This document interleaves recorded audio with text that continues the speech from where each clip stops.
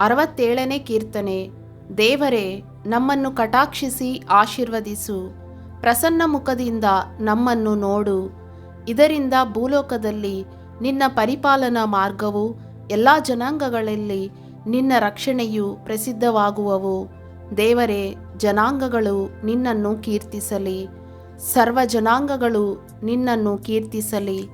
ನೀನು ಸಮಸ್ತ ದೇಶಗಳವರನ್ನು ನೀತಿಯಿಂದ ಆಳಿ ಭೂಪ್ರಜೆಗಳನ್ನೆಲ್ಲ ನಡೆಸುವಾತನಾಗಿರುವುದರಿಂದ ಜನಾಂಗಗಳು ಹರ್ಷಿಸಿ ಆನಂದಘೋಷ ಮಾಡಲಿ. ದೇವರೇ, ಜನಾಂಗಗಳು ನಿನ್ನನ್ನು ಕೀರ್ತಿಸಲಿ, ಸರ್ವ ಜನಾಂಗಗಳು ನಿನ್ನನ್ನು ಕೀರ್ತಿಸಲಿ. ಭೂಮಿಯು ಒಳ್ಳೆ ಬೆಳೆಯನ್ನು ಕೊಟ್ಟಿರುತ್ತದೆ. ದೇವರು, ನಮ್ಮ ದೇವರೇ ನಮ್ಮನ್ನು ಆಶೀರ್ವದಿಸುವನು. ಆತನು ನಮ್ಮನ್ನು ಆಶೀರ್ವದಿಸುವನು.